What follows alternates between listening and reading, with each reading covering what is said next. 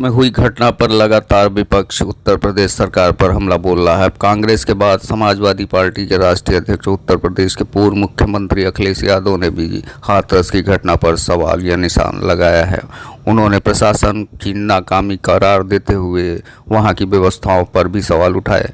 अखिलेश यादव आज पत्रकार वार्ता को संबोधित कर रहे थे। अखिलेश ने अपनी पत्रकार वार्ता में क्या कुछ कहा, हम आपको सुनवाते हैं। मीडिया मंडल नहीं बदल पाए तो क्या है? अखिलेश जी, योगी जी कह रहे हैं, मुख्यमंत्री कह रहे हैं कि देखिए उच्च स्तरीय जांच क्या है? दिल्ली सरकार उनकी है, यूपी सरकार उनकी है।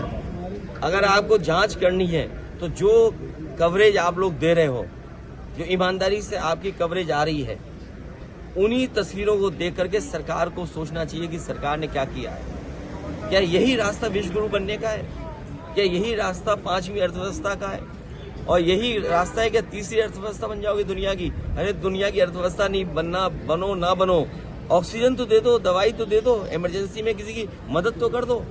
अखिलेश जी 50,000 की अनुमति थी, 2.5 लाख लोग चाहते हैं। मैंने सुना नहीं आपने, मैंने कहा कि अगर इस तरह के आयोजन हैं तो सरकार और प्रशासन को पूरा इंतजाम देखना चाहिए, पूरी जानकारी हासिल करनी चाहिए। आप पे इतनी बड़ी फौज है, इतने अधिकारी हैं, यूपी में सबसे ज्यादा आईएएस अधिकारी हैं, सबसे ज्यादा आईपीएस अधिकारी हैं, सबसे ज्यादा सरकार के पास हाथ हैं, सबसे ज्यादा बजट है, लगाइए वहाँ। किसने रोका है आपको? अखिलेश जी, मुख्यमंत्री कह रहे हैं कि जांच इस बात की हो रही है कि साजिश है या दुर्घटना है।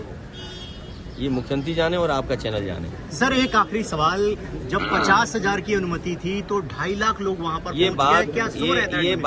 ये बात प्रशासन को वहां पर करनी चाहिए थी कि अगर अनुमति 50,000 की थी तो प्रशासन क्या सो रहा था? क्या क्यों जाने दिया लोगों को? अगर उनके पास अनुमति थी तो बैरिकेडिंग कहाँ थी, रोकने के इंतजाम कहाँ था? और अगर इस तरह के लोग आ रहे थे तो अपनी फोर्स क्यों नहीं बढ़ाई उन्होंने?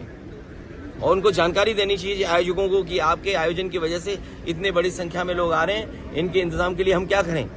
प्रशासन को तैयारी करनी पड़ती है। इसलिए अपनी जिम्मेदारी किसी और के सर पर न मढ़े। सरकार की जिम्मेदारी थी, सरकार की वजह से जाने गई हैं, सरकार की वजह से ऑक्सीजन नहीं मिली है, सरकार की वजह से दवाइयां नहीं मिली हैं, सरकार की वजह से एम्बुलेंस नहीं आई, और सरकार की वजह से ही जिन शवों को जिस तरीके से ले जाया गया है, ये पूरी सरकार की जिम्मेदारी है। तो क्या बाबा की गिरफ्तारी की मांग करेंगे आप?